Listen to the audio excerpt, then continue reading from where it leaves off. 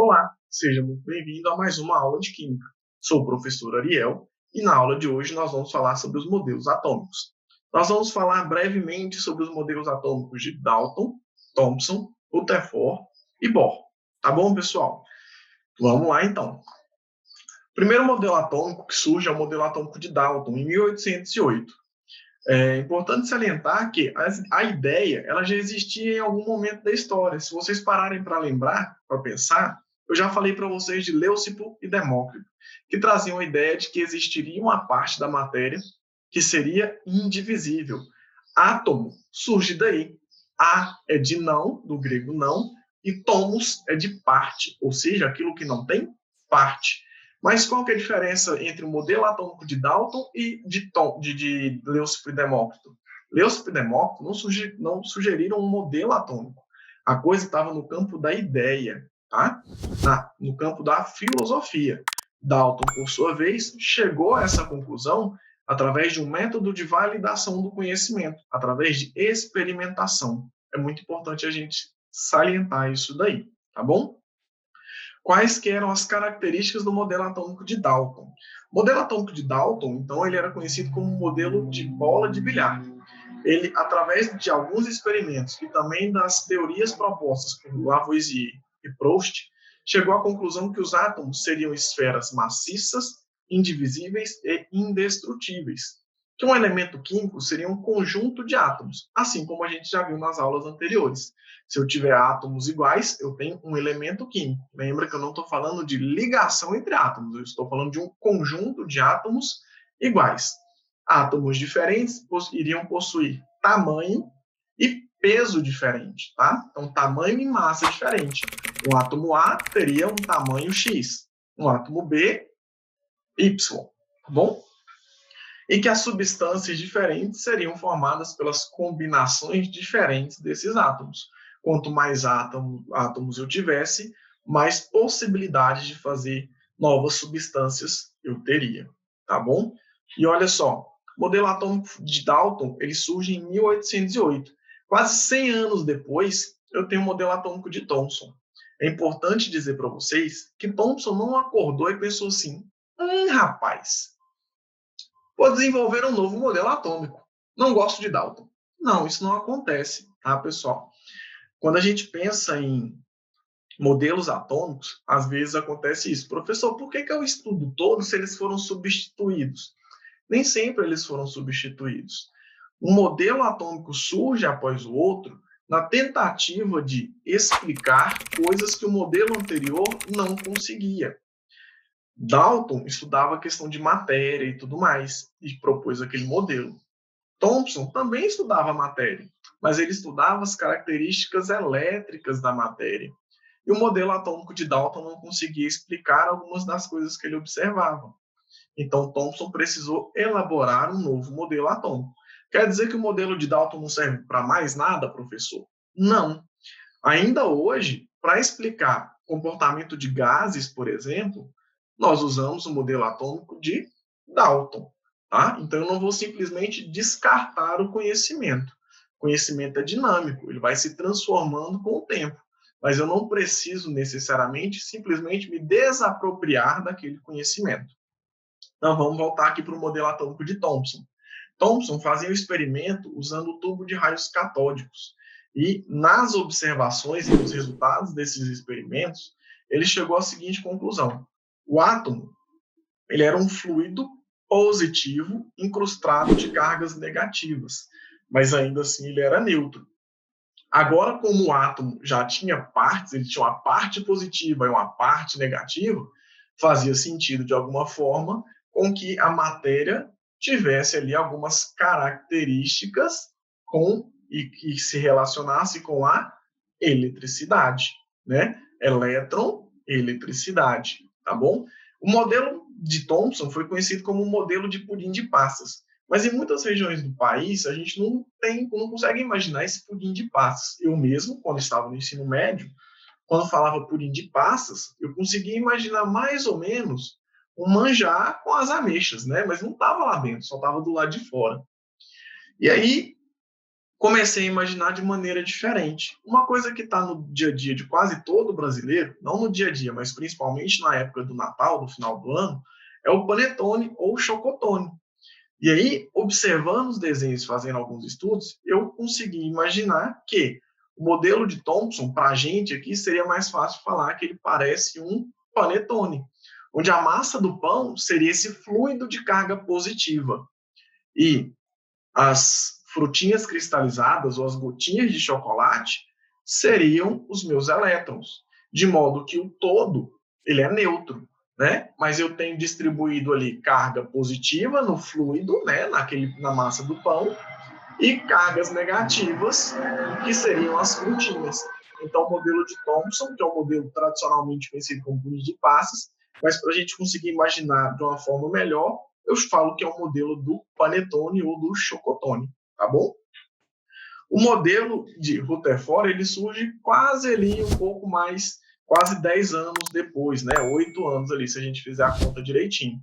Então, olha só como os modelos vão evoluindo de maneira cada vez mais rápida, né? À medida que o tempo passa, a comunicação fica mais fácil, a distância entre as coisas ficam menores, né? Por assim dizer. Fisicamente, não. Mas é mais fácil eu me comunicar com o outro. E a ciência caminha cada vez mais rápido. O modelo atômico de Rutherford, diferentemente de Thomson, que estava estudando eletricidade, Rutherford estudava a radioatividade. E ele fez o experimento da lâmina de ouro, onde ele bombardeava essa lâmina com partículas radioativas. E aí ele chegou a algumas conclusões, bem diferentes do modelo proposto por Rutherford. Enquanto lá para Rutherford o átomo era um fluido positivo com cargas negativas, para Thomson, perdão, Rutherford entendia que o átomo ele possuía um enorme espaço vazio. Ele era composto por um núcleo pequeno, positivo e denso, e ao redor dele tinham espaços vazios, e nesses espaços vazios, que ele chamou de eletrosfera, existiam os elétrons que estavam circulando ali. Para a gente entender melhor como seria isso, é como se fosse o sistema solar, onde o núcleo seria o Sol. E aí eu tenho todo aquele espaço ao redor do Sol. E em órbitas diferentes, eu tenho planetas, né, no nosso sistema solar. No lugar de planetas, eu teria elétrons. Então, o modelo atômico de Rutherford lembra muito o sistema solar. E ele é conhecido por isso, onde eu tenho um núcleo positivo e denso, e ao redor desse núcleo, na minha eletrosfera, em camadas, existiam os elétrons orbitando esse núcleo. E esse é o modelo de Rutherford. 2 anos depois, Bohr propõe um novo modelo, porque em seus estudos ele entende que o modelo de Rutherford não conseguia explicar muitas coisas. Os modelos são tão semelhantes que muitas vezes a gente chama Olá, esse peço modelo. desculpas por interromper sua aula por um breve momento, mas tenho algo importante e vantajoso para compartilhar com você. Se você está gostando desta aula, tenho uma ótima notícia. Agora você pode levar sua experiência de aprendizado para o próximo nível fazendo sua matrícula em nosso site. Ao se matricular, você terá acesso exclusivo a uma série de benefícios. Primeiro, você pode baixar a apostila completa do curso em PDF, perfeita para acompanhar as aulas e revisar o conteúdo sempre que precisar. Além disso, ao concluir o curso, você terá a oportunidade de adquirir um certificado de conclusão, um grande passo para o seu desenvolvimento profissional e acadêmico. E sabe o que mais? Ao assistir às aulas diretamente em nosso site, você terá uma experiência de aprendizado sem interrupções ou propagandas. Isso significa mais foco e eficiência no seu estudo. Então, não perca essa chance. Clique no link na descrição deste vídeo ou visite nosso site para se matricular agora mesmo. É rápido, fácil e vai transformar a maneira como você aprende. Agora, vamos voltar à aula. Obrigado por sua atenção e nos vemos no site. Que muitas vezes a gente chama esse modelo de Rutherford-Bohr. É importante salientar, pessoal, que no decorrer do tempo essas partículas elas foram recebendo nomes, né? Entendeu-se que ali no núcleo existiam prótons de carga positiva e que junto desses prótons existiam os nêutrons, que aumentariam um pouco a distância entre esses prótons para evitar a repulsão dessas cargas positivas ali no núcleo. E os elétrons, né, de carga negativa circundando ali e fazendo o meu átomo, né? Então, lá no núcleo, eu tenho meus prótons e meus nêutrons, todos juntinhos, densos e positivos. E ao redor eu tenho os meus elétrons. E Bohr se questionava muito da seguinte forma: ele, poxa, eu sei que o que é positivo atrai o que é negativo e o que é negativo atrai o que é positivo. Se eu tenho um núcleo positivo e denso, por que então que ele não atrai os elétrons que estão ali ao redor? Por que que à medida que o meu elétron que está girando ao redor do núcleo, ele não vai aos poucos perdendo energia e caindo no núcleo? Para tentar explicar isso, Bohr usou os estudos de energia quantizada feitos por Planck. Planck dizia que a energia ela era dada, né, ou recebida, ou transportada em pacotes, por assim dizer. Isso falando de uma forma bem simples. Então, a energia ela existia em pacotinhos de energia. E aí, Bohr se apreendeu desses estudos e propôs um novo modelo. Ele propõe que nas camadas, né, que o elétron possui, e aí se a gente olhar bem nossa figura aqui, olha só, nesse modelo eu tenho 3 camadas. A primeira ele chamou de K, a segunda de L, a terceira de M. São 7. K, L, M, N, O e P. Tá bom? São 7 as camadas. Essas 3 aí ele chamou de K, L e M. Ele dizia para a gente que a primeira camada tinha uma quantidade de energia específica daquela camada e que o elétron ele não perdia energia por estar ali, desde que aquela fosse a sua camada de origem. A próxima camada teria uma outra quantidade de energia e o elétron que estivesse ali, se aquela for a sua camada de origem, ele não perde energia por estar ali e assim por diante. Então, para a gente tentar entender melhor esse modelo, vamos imaginar o seguinte. Gente, esses valores são aleatórios, tá? Imagina que na camada K, ela tem uma quantidade de energia 10. Então, o pacotinho de energia dali é 10. O elétron que está ali, não está ali, e é de origem dele, ele não perde nem ganha energia espontaneamente. Ele não perde energia por estar ali, certo? A próxima camada, vamos supor, vamos imaginar que seja 50. Então, o elétron que tem 10 não pode estar na que tem 50.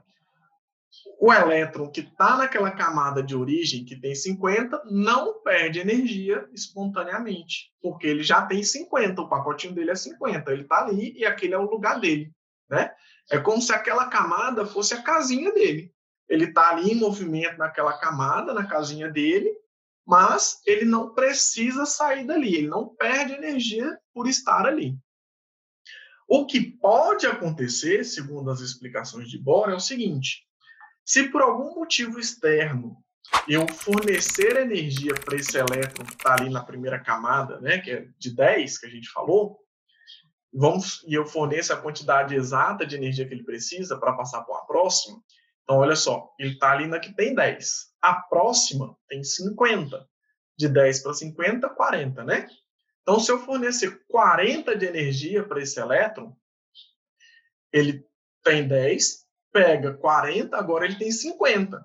Como ele tem 50, ele pode ir para a próxima camada de energia, né? Passou para a próxima camada de energia. Então, ele está ali numa camada mais externa, mais energética. Só que aquela não é a camada de origem dele. Então, nesse caso, ele perde energia.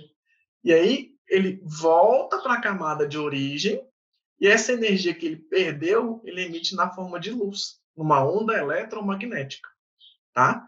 E aí, essa onda eletromagnética, na forma de luz, ela pode se apresentar no campo visível. Então, olha só, o elétron ele pode passar de uma camada interna menos energética para uma camada externa mais energética, desde que ele receba a energia correta para que isso aconteça. Mas ele pode ficar nessa camada mais energética? Não, professor. Ele tem que voltar para a sua camada de origem. E quando ele volta para a sua camada de origem, aí ele emite radiação eletromagnética na forma de luz. Professor, existe uma forma de eu tentar entender e ver isso melhor? Os fogos de artifício é uma forma da gente conseguir visualizar isso daí. Quando eu tenho um fogo de artifício, que tem aquela explosão, eu estou fornecendo energia para os elétrons dos átomos que compõem aquilo ali, que geralmente são sais de metais. Os sais de metais, os elétrons dos sais de metais, geralmente emitem essa onda eletromagnética em forma de luz no nosso campo visível. Não é nem infravermelho nem ultravioleta, é no nosso campo visível. Quando o elétron, né, mais interno, então, recebe aquela energia daquela explosão, ele passa para uma camada mais externa. A gente fala que esse elétron está excitado, né? Ele está mais energético ali, mais enérgico. Só que ele volta para a camada de origem dele. Quando ele faz isso, ele emite luz. Por exemplo, o sódio, ele emite luz amarela, o cobre na luz verde, o estanho na luz vermelha. Professor, eu não consigo fazer fogo de artifício. Será que eu consigo ver isso da forma mais perto de mim? Sabe quando a gente está cozinhando arroz, e aí, para ver se o arroz está cozido, a gente abre a panela, escorre um pouquinho daquela água na tampa, na parede da panela e sobe aquela labareda bem amarela? Aquela labareda é bem amarela por causa do sódio, do sal de cozinha, né? Mais para frente, quando a gente estiver estudando tabela periódica, a gente vai ver que o sódio é um metal. Então, o sal de cozinha é um sal de um metal, NaCl, tá? O sódio, que eu acabei de falar, emite luz amarela. Então, na hora que aquela água passa ali perto do fogo, que está muito quente, ela recebe o quê? Recebe energia. O elétron do átomo, então, de sódio, recebe energia, passa para uma camada mais externa. Quando ele volta para uma camada mais interna, né, de menor energia, que é a sua camada de origem, o que é que acontece? Ele emite luz. E aí o que eu vejo é aquela chama bem amarelada do fogão. Tá, gente? Então, olha só, a gente viu aí um modelo, o avanço dos modelos atômicos, tá? Eu espero que tenha ficado mais claro para vocês. Vamos lembrar que o átomo, então agora a gente sabe que no núcleo ele tem ali seus prótons e seus nêutrons, que ele tem carga positiva. A gente sabe que ao redor do átomo tem a nossa eletrosfera, que as camadas mais internas elas são menos energéticas e as mais externas são mais energéticas. Quanto mais longe do núcleo, mais energia, né? Mais energética é a camada. A gente lembra agora também que as órbitas são estacionárias, o que não quer dizer que o elétron esteja parado na camada, ele está em movimento. A camada é estacionária, por quê? O elétron está estacionado na camada, tá? Ele, de uma camada para outra, que ele precisa de energia para passar, mas na camada dele ele está lá em movimento, ele está circulando ali, tá bom? Então, eu espero que tenha ficado mais claro para vocês. Qualquer dúvida, volta nas aulas anteriores, rever. Eu passei para os outros modelos de maneira mais rápida, porque o foco na aula de hoje era o modelo de Bohr. Rever isso daí e qualquer dúvida, volta mais um pouquinho, assiste de novo para que a coisa fique mais clara para você. A gente se vê na próxima aula. Um forte abraço. E aí, tudo bem? Estou passando apenas para deixar um recado bem rápido para você que acabou de ver essa aula e que gostaria de assistir a todas as aulas desse curso. É bem fácil, basta você clicar no link que está na descrição deste vídeo ou acessar www.novacursos.com.br. Fazendo sua matrícula em nosso site você terá acesso a todas as aulas desse curso e mais centenas de outros cursos, além de poder fazer avaliação. E caso você queira, poderá estar adquirindo o certificado com um valor bem acessível. Esse foi o recado que eu queria dar, aguardo sua matrícula. Até breve!